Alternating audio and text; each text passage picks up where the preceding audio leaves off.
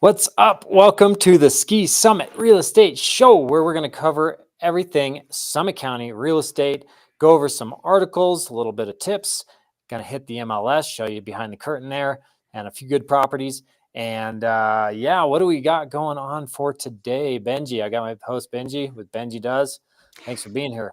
Yeah, thanks for having me. Today we've got the question of the day, the local news. We're going to go over some real estate tips, how the market looks, and then finally wrap up with the MLS check. But the first thing I've got is the question of the day. And the question of the day is, what was your most humbling living arrangement? Tell me all about it.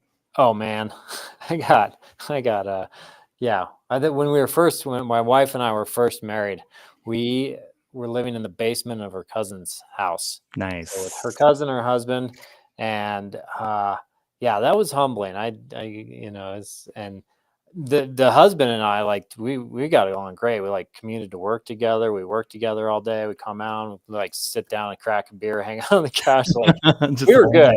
Like we should have been married. I can't quit you. The wives, not as much. So I mean, the woman's got to have her own nest. She's got to have her own space. So Yeah, it was fine, but that was probably the most humbling for me. What about you? So I always grew up in apartments. I'm from Phoenix, Arizona. It's just a big sprawl. It's just apartments on the suburban hell all over the place. But we never had a house. We always had an apartment. And then we moved back to the valley after having been gone out of state for a couple of years. And my parents bought a house, but we had to wait for like 9 months for it to get built. So we lived in my dad's 1-bedroom apartment. Oh, no. And it was the closest we ever were. We didn't bicker. We didn't fight. You couldn't. I mean, Really? who wants to live that tight and fight with everybody? It's just, it wasn't worth it. You So just it know was the nicest time. It was pretty nice. Yeah. Well, that's kind of funny. Like when you're put in these situations where you don't have a whole lot and, and you just make the best of it. And yeah, sometimes those are the happiest times versus when you just got, tons of crap and nothing to do but argue. I remember it being like little conflict. I mean, you couldn't hide anything. I mean, I was sleeping on the couch one night, brother was on the floor, and then my parents had the room, So, I mean, what's the point of fighting? But yeah, it was humbling too. That is humbling.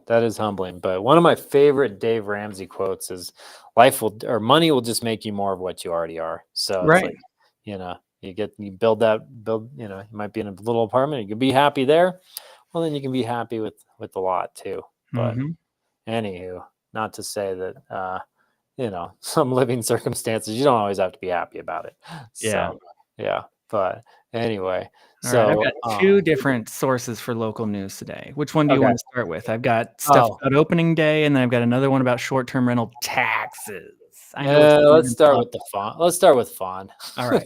So fun. And I think I've got something to share with everybody too. Yeah. Yep, here it is. There. So let me make sure everybody can see it. There it is. So we've got opening day for Colorado resorts. Tell me all about this. Yes. So up here where we live in the mountains, we're just so excited to get skiing. I can't speak for my daughter who doesn't like snow. Like, you were born into the wrong family. Sorry. But it is. I don't like shoveling snow, but I love to ski on it. So we've got this is such a moving target. They say, okay, we're shooting for Keystone's shooting for they were saying middle of October. That ain't happening. We're already there. And no, it is warm right now. Really? Yeah, we had that snowstorm about a week ago or so, and now it's like it's in the 50s. I think we're going to be in the 60s this weekend. So, needless to say, even with the artificial snow as they make it, and they do a great job, you got to have those cold night temperatures, really cold night temperatures. And we need a little bit colder, and then the warm days, it's just going to melt it off. So they've already started blowing some snow, but Mother Nature is not working quite in their favor just as of yet. Copper's talking about November 13th, Vail November 11th, and Breckenridge going to be, what did Breckenridge say? Somewhere around the middle of November 10th. So, yeah. you always got a Mother Nature, and then the Breckenridge Nordic Center. They'll be making snow as well, so you can cross country ski and get a good start as soon as the temperatures are cold enough. But that's gets you a little taste for winter and kind of gets you excited. That's exciting stuff. All right, now I've got one that's really dry. Super dry. Right. Sorry, So super dry, but super good information. So this is gonna try to unpack this for you without sounding like an idiot. So that was a good intro. So too late on that, but saving thousands on your short-term rental taxes by accelerating depreciation. I understand that one. The tricky part about this one is kind of figuring out the math to it. okay. So if you have if you have a short-term rental, you can essentially there's a couple ways to go about being able to depreciate a property and be able to qualify for some income loss with the property. So Okay. the easiest one is if you are a rep, REP, a real estate professional like myself. But you have to work 750 hours or more in a year. It's pretty much full time, and most people aren't going to qualify for that. Okay. The next one is if your short-term rental rents actually less than an average of 7 days at a time. There's a little bit of, I don't know if you call it a loophole or whatever, but in the regulations. So if you scroll down into short-term rentals there, there's basically one of these tax regulations says that if it's less than average of 7 days a week, it doesn't fall under this criteria. So you could be able to offset your short-term rental tax losses from your regular income, even if you have a full-time job and you're not a real estate professional. So it's got to have three most common tests that it talks about: either spending 500 hours in short-term rental activity, which is a lot for everybody, or spending 100 hours more than anyone else that's managing said property. Or you're spending substantially all the times. If you're mostly managing it, and maybe you've got some other people that are doing little bits things there, that could work. A lot of people are managing their Airbnbs these days. It's certainly doable. So the next piece of this, accelerating depreciation, the key to short-term rental tax strategy, is with a short-term rental property, your depreciation is the whole property is 39 years. However, you can, if it's 27 and a half years, if it's not a short-term rental property, but if it is, it's 39 years. However, you can do some cost segregation where you can actually break out things like a dishwasher or a roof or, all these different items that depreciate much quicker. So being able to cost segregate those is super helpful. The clincher is government's going to get it all back in the end. The house always wins. Yeah, two promises in life, right? Death and taxes. So they're going to still get it, some of it in the end, because they actually have what's called a depreciation recapture. So, and these show notes, we're going to put these in the description, right? Oh yeah. Yeah. So you'll be able to click on this link and you can read this article. You can go into what is depreciation recapture, but essentially that's where the government's getting back some of that money that you used as depreciation. However, the biggest thing is over that time, you're using the whole chunk of money. Let's say the property is valued at $500,000. You're getting those tax benefits, and that money is making you money. And then when it's going to appreciate, if you're taking out a loan, let's say you got 20% down, well, you're still getting the appreciation on 100% of the property value. So this is how people build wealth in real estate. So I think that this is without boring you anymore, this is a great article to read and understand. And of course, caveat, I'm not an accountant. Talk to your accountant, because this is something to good thing to wrap your head around. All right, cool. Yeah, some of the language in this I just don't understand. But I'm not doing this stuff full time. I'm sure that if I was, it really makes sense. But I had to click the links and go through all this stuff to even what's that mean? What's that mean? But starting to get a little bit of a grasp of it. So, alrighty, so we got both our local news out of the way. Now we've got the real estate tip, and I've got opinions about this one.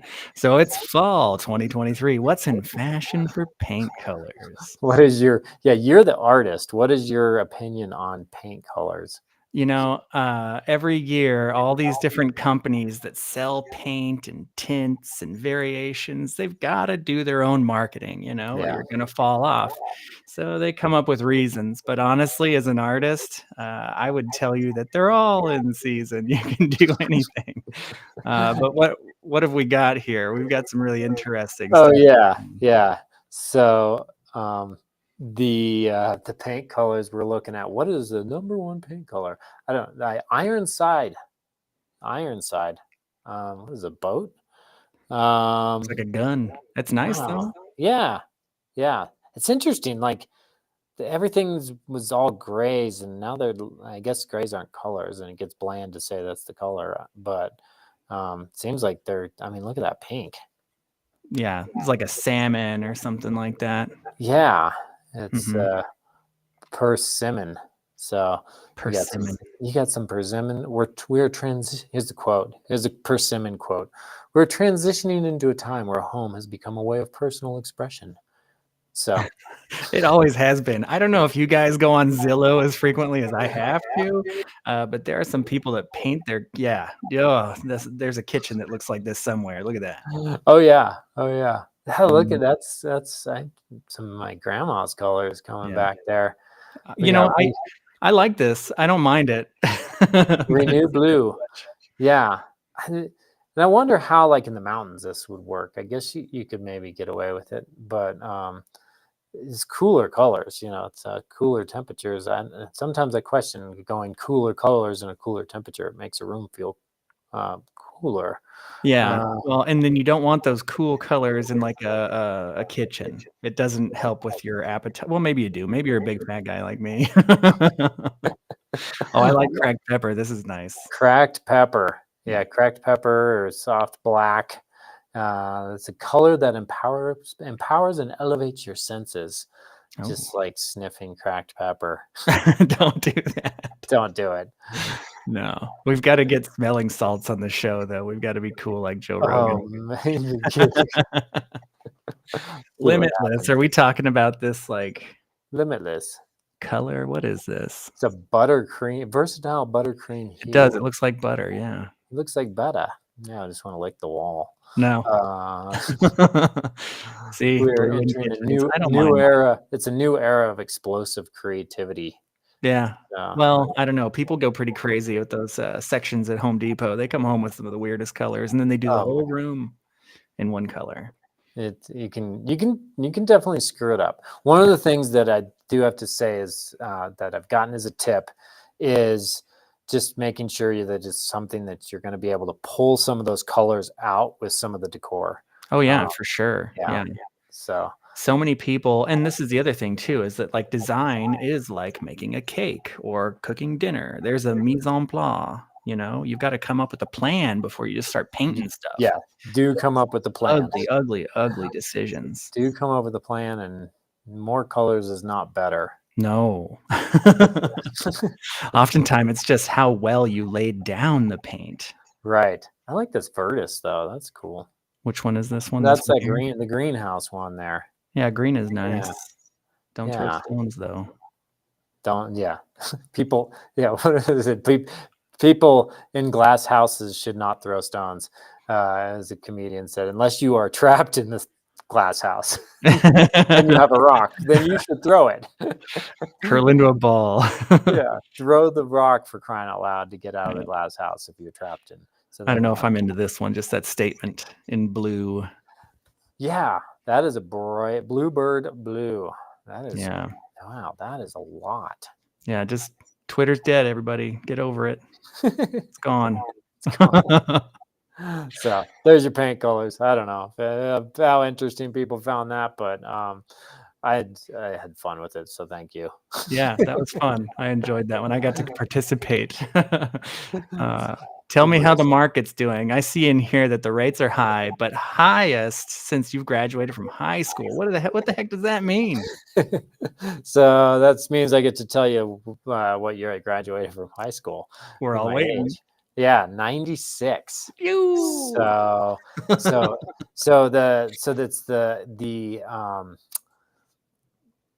the demand is the lowest it's been since I graduated from high school. So 1996 demand is the same as it was then. So that's pretty interesting. What's leading that demand is high rates. Yeah. So was it like that when you were in high school too? Were the rates all crazy then? Dude, I don't know. I wasn't. Yeah. I was like, I thought you'd have a 30-year beat on you. Perfume and gasoline was like. Yeah. I was high on both of those, so I was not paying attention to what rates were. Perfume and gasoline. I love that. Yeah. So, but yeah, so that's curbed our demand a bit for sure, and which creates a good opportunity actually right now for buyers, to be honest, just because you don't have nearly as much competition going. Mm-hmm. So one of the things that was so difficult for buyers leading up to this is that there was so much demand and so much competition. Now I don't know when the interest rates are going to go down. Nobody does, but I can say one thing: if we don't get a lot more inventory before then we're going to definitely see our interest rates go up a lot. So this is a little bit of an overview of what we've seen for the past month and a half. So you can see the new listings here trending. We had 22 new listings come on the market this week. So not a lot. So you can definitely see the new listings are trending down, typical for this time of year. So not surprising. The under contract has been staying actually fairly consistent. So these are monthly numbers, right? Every month. These are weekly numbers. Oh yeah, these are weekly numbers. I've just been kind of tracking these week by week. What a sharp turn in 1 week. Yeah, right. I know. That's just kind of we're going into ski season. I anticipate we're going to still see that. So price reductions kind of staying consistent, but the overall total number of inventory for residences in Summit County for sale right now are 404. And I've said this before, but 27% of those are not built. So that brings it down to 300 or less. If you can do math, I can't. Is that some kind of a funny rule? You can list houses that aren't habitable yet? You can list, yeah. These are places that they're new constructions. So you're gonna, so they're on the market, but they haven't been built or they're under construction. They may not even be broken ground. Spec house, a spec house is where a builder just builds the house just to sell it. Right. And I think maybe we'll see some more spec houses come into the mix because builders have been so busy up until now. Things are slowing down. They've made some good money, hopefully, so they might start building some spec houses. We'll see. Just a thought. Average days on market for the week. This is under contract, not sold. 77. So we're still seeing those days on market creep up. And then the highest price under contract was 16 Wolf Rock, $4,350,000. You gonna show us that thing? Well, I thought I created a link. I didn't create a leak. Let's see. I might be able to show it to you if I'm smart enough. You can just send it to me too. Yeah, we don't have to. That's all right. So we'll skip over that. I'm smart enough and good looking enough, and doggone it, people like me. All right. Well, now we're going to do the MLS check. I've got 5 different properties to show off today. My first one is a condominium. Everybody can see it. Are we coming through? Here we go. There we go. Condominiums. It's coming in at about $500,000, and it's in Breckenridge, Colorado. Yeah, so something kind of right in town. Thought that was kind of fun. Just walking distance to all the shops and restaurants, Main Street. Super easy shot over to the gondola. So getting access to that, and there's all your grays. We'll see. We'll see if we get some more shots with persimmons.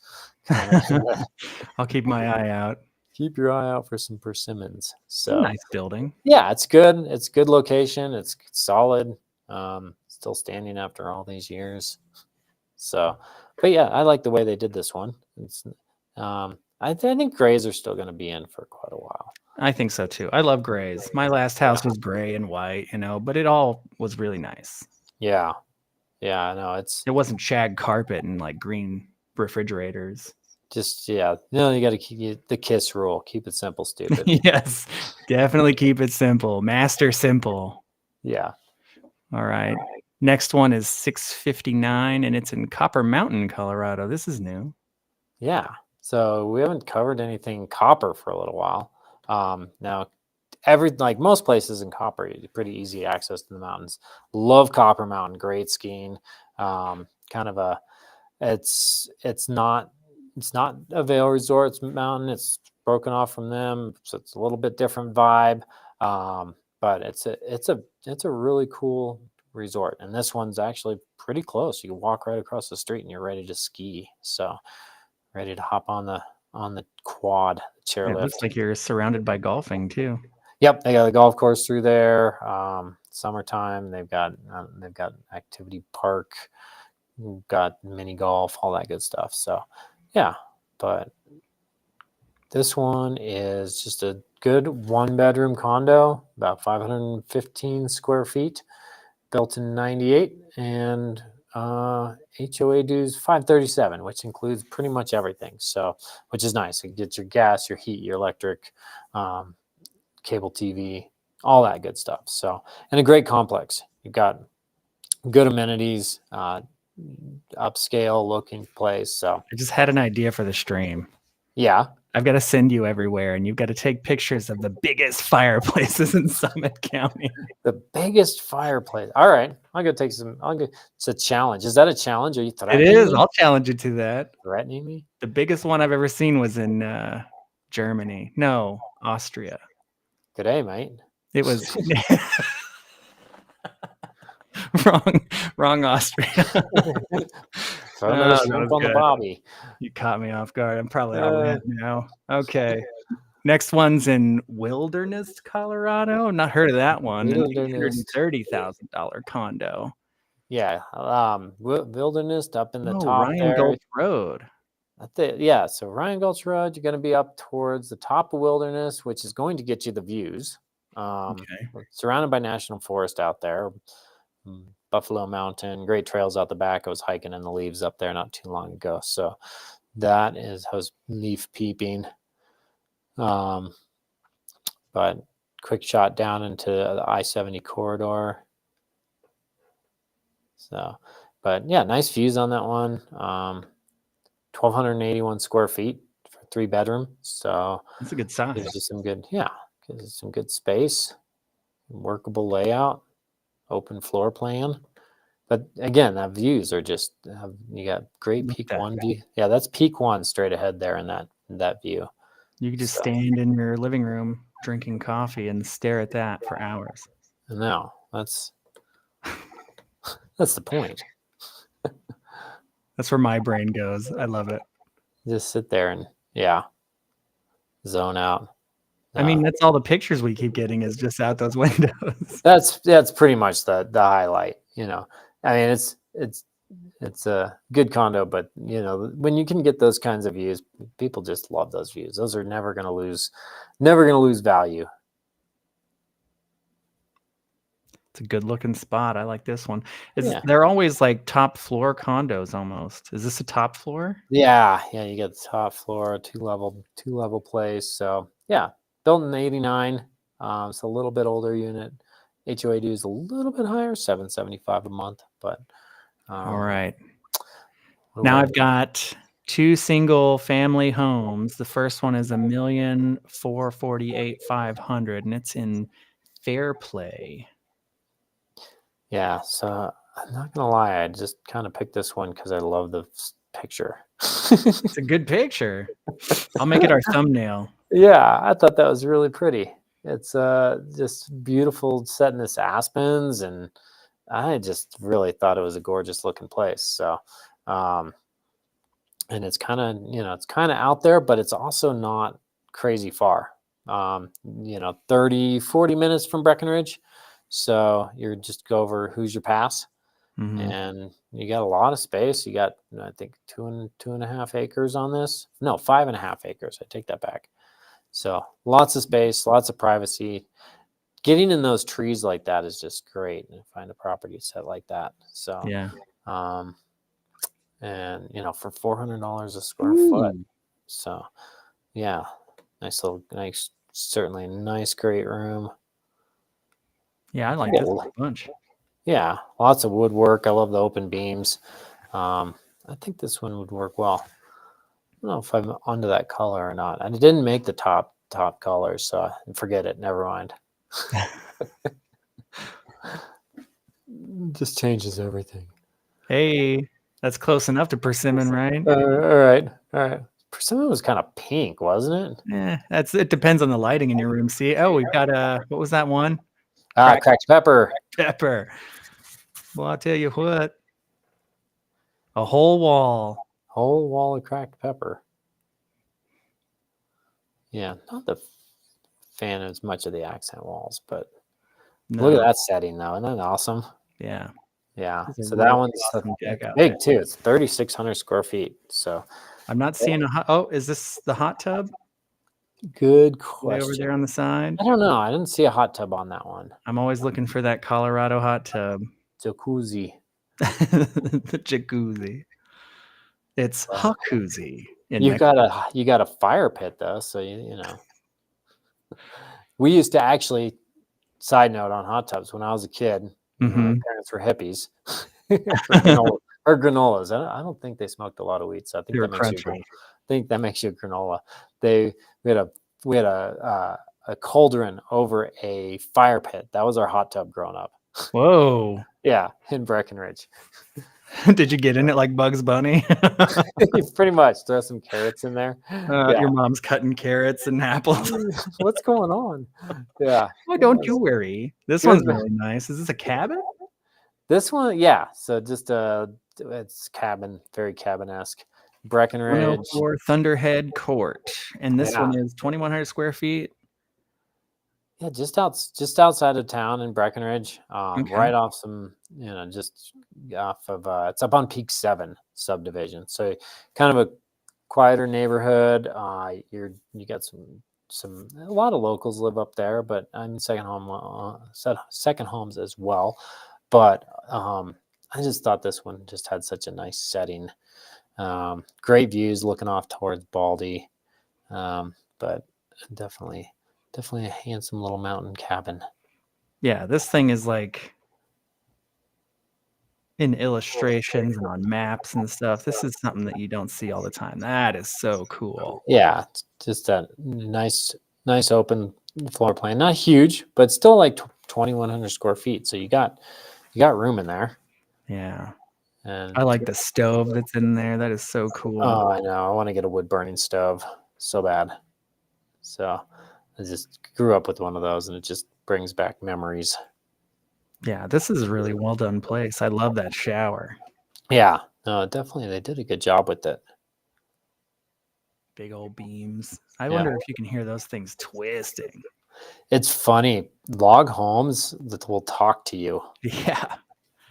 You can definitely, that's just what they do. It's like part of the charm. They'll just like pop and creak and yeah. I do that. Nobody says I'm charming. I'm just knees and neck flopping and creaking. Yeah. Very Quit all charming. that And noise over there. they have plans for garage on this one too. So. This is cool. I like that they included the drawings on there. Yeah, that's super helpful to kind of give potential. Well, that wraps that. Awesome. Well, Benji, thank you very much. That was fun today. So this has been the Ski Summit Real Estate Show. Thank you for watching. If you care to get any of the links, check them out below in the description. Hope to see you sometime in the mountains soon. Please like and subscribe. Always appreciate that. Encourages me to keep doing this. So have a wonderful day. Hope to see you in the mountains soon.